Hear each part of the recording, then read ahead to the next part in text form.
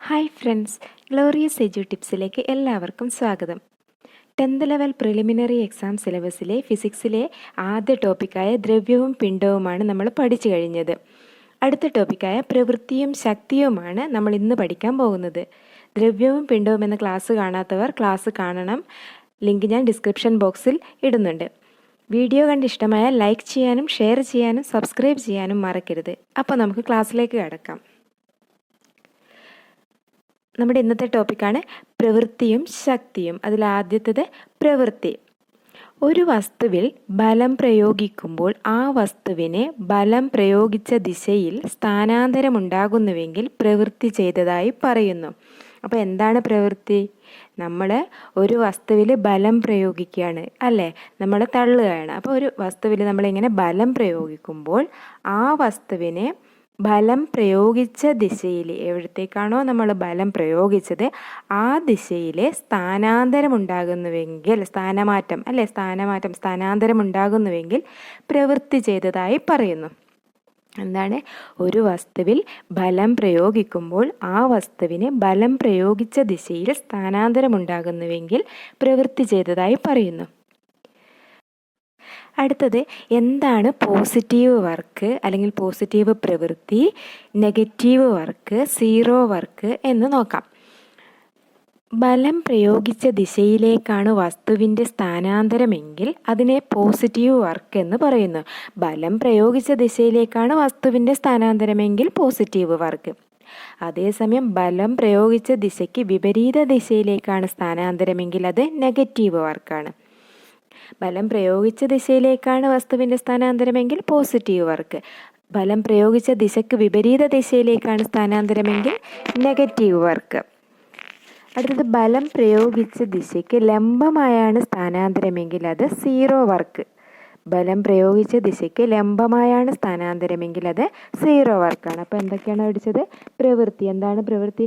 ഒരു വസ്തുവിൽ ബലം പ്രയോഗിക്കുമ്പോൾ ആ വസ്തുവിനെ ബലം പ്രയോഗിച്ച ദിശയിൽ സ്ഥാനാന്തരം ഉണ്ടാകുന്നുവെങ്കിൽ പ്രവൃത്തി ചെയ്തതായിട്ട് പറയുന്നു. അതിൽ പോസിറ്റീവ് വർക്കുണ്ട്, നെഗറ്റീവ് വർക്കുണ്ട്, സീറോ വർക്കുണ്ട്. അതൊന്ന് അറിഞ്ഞിരിക്കുക. പ്രവൃത്തി കാണാനുള്ള ഇക്വേഷൻ പ്രവൃത്തി വർക്ക് W=F × S ആണ്. അപ്പോൾ ഇവിടെ എസ്, എഫ് ഇതൊക്കെ എന്താണ്? എഫ് എന്ന് പറയുന്നത് ബലമാണ്. എഫ് ബലം, എസ് സ്ഥാനാന്തരവുമാണ്. എസ് എന്താണ്? സ്ഥാനാന്തരവുമാണ്. അപ്പോൾ എന്താണ്? പ്രവൃത്തി കാണാൻ ബലവും സ്ഥാനാന്തരവും മൾട്ടിപ്ലൈ ചെയ്താൽ മതി. ബലത്തിൻ്റെയും സ്ഥാനാന്തരത്തിൻ്റെയും ഗുണിതമാണ് പ്രവൃത്തി അല്ലെങ്കിൽ വർക്ക്. പ്രവൃത്തിയുടെ യൂണിറ്റ് ന്യൂട്ടൺ മീറ്റർ അല്ലെങ്കിൽ ജൂൾ ആണ്. പ്രവൃത്തിയുടെ യൂണിറ്റ് ന്യൂട്ടൺ മീറ്റർ അല്ലെങ്കിൽ ജൂൾ ആണ്. എങ്ങനെയാണ് ന്യൂട്ടൺ മീറ്റർ യൂണിറ്റ് കിട്ടുന്നത്? നമുക്കറിയാം, വർക്കിൻ്റെ ഇക്വേഷൻ നമ്മൾ പഠിച്ചു. എന്താണ്? വർക്ക് = ബലം × സ്ഥാനാന്തരമാണ്, അല്ലേ? ബലം × സ്ഥാനാന്തരം.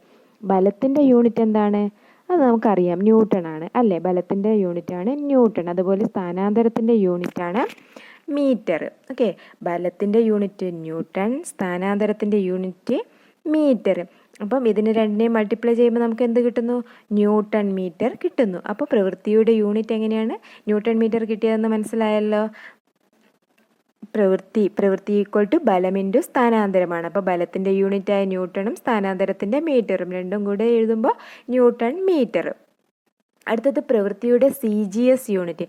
പ്രവൃത്തിയുടെ CGS യൂണിറ്റാണ് =10⁻⁷ എർഗ് ആണ്. 1 ജൂള് 10⁻⁷ എർഗിന് സമമാണ്.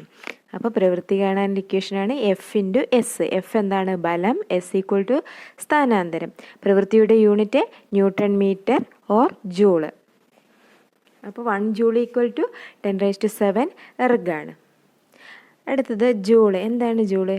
100 ഗ്രാം മാസുള്ള ഒരു വസ്തുവിനെ 1 മീറ്റർ ഉയർത്താൻ ആവശ്യമായ പ്രവൃത്തിയുടെ അളവാണ് 1 ജൂൾ. എന്താണ്? 100 ഗ്രാം മാസുള്ള ഒരു വസ്തുവിനെ 1 മീറ്റർ ഉയർത്താൻ ആവശ്യമായ പ്രവൃത്തിയുടെ അളവാണ് 1 ജൂൾ.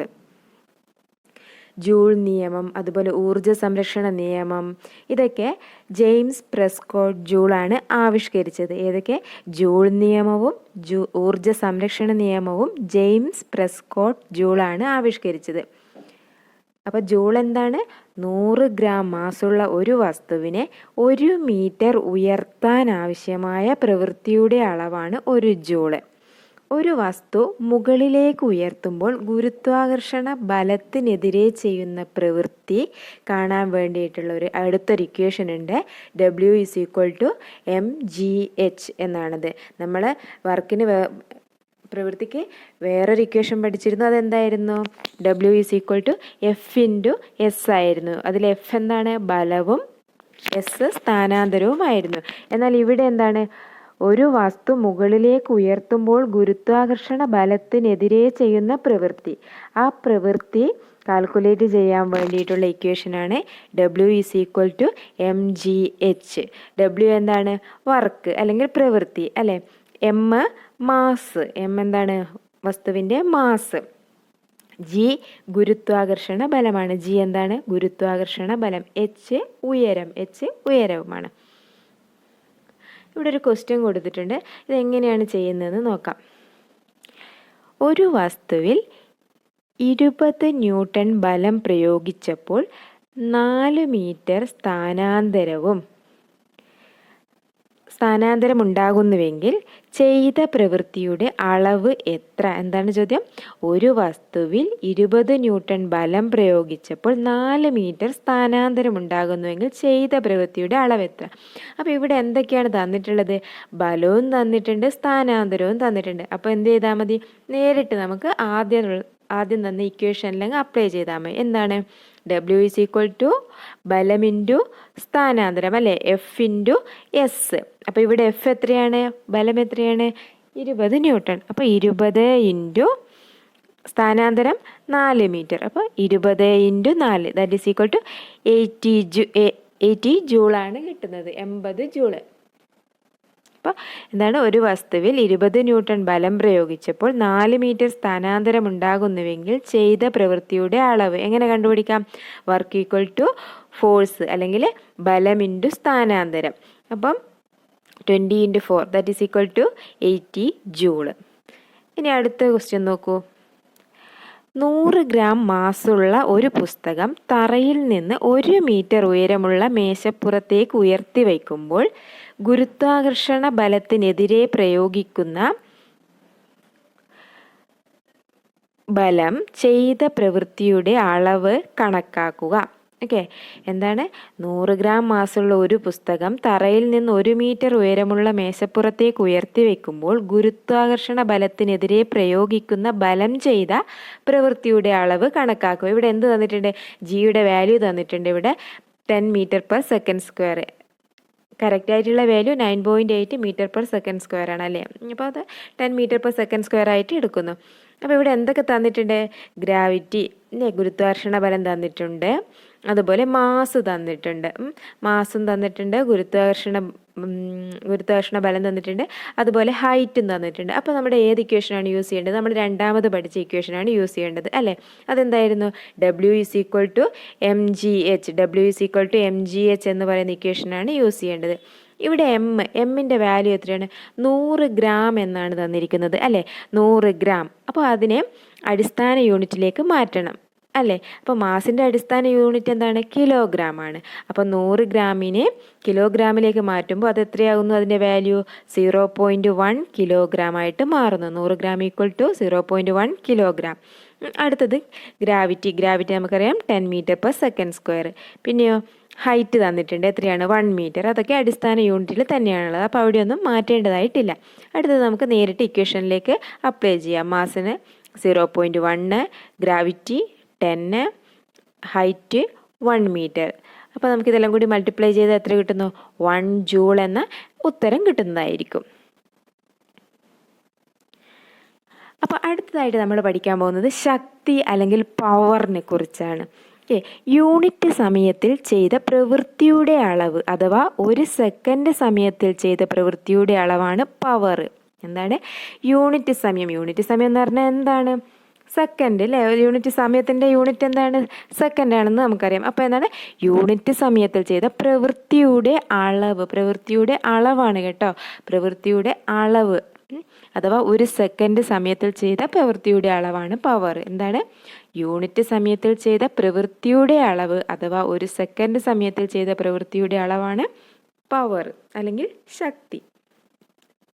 അല്ലെങ്കിൽ എങ്ങനെ പറയാം? പ്രവൃത്തിയുടെ നിരക്കാണ് പവർ എന്നും പറയാം അല്ലേ? കാരണം എന്താണ്? ഒരു സെക്കൻഡ് സമയത്തിൽ ചെയ്ത പ്രവൃത്തിയുടെ അളവാണ് പവർ. അപ്പോൾ നമുക്ക് എങ്ങനെ പറയാം? പ്രവൃത്തിയുടെ നിരക്കാണ് പവർ. അപ്പോൾ ഈ ശക്തി അല്ലെങ്കിൽ പവർ എന്താണ്?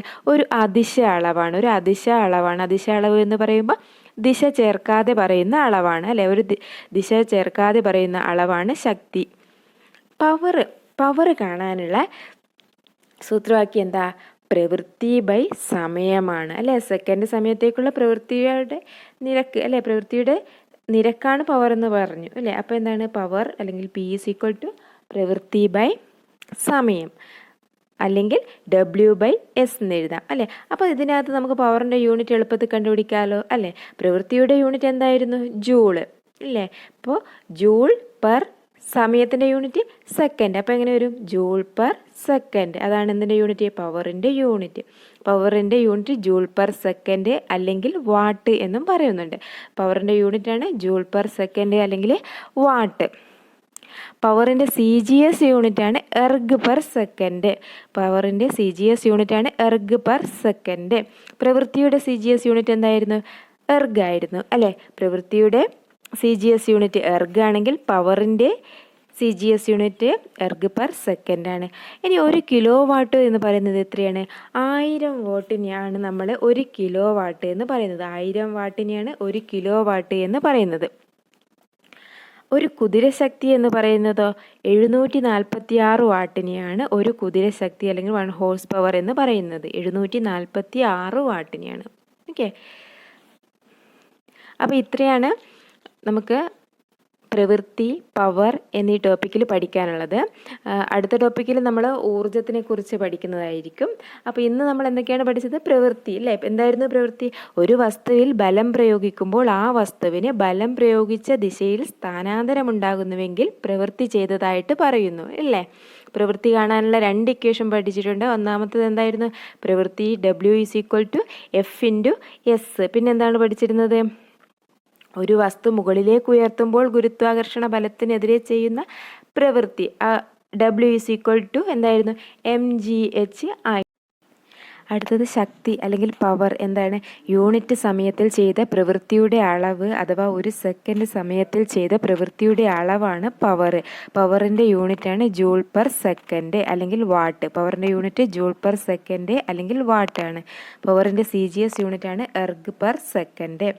1 കിലോ വാട്ട് എന്ന് പറയുന്നത് 1000 വാട്ടാണ്. ഒരു കുതിരശക്തി എന്ന് പറയുന്നത് 746 വാട്ടാണ്.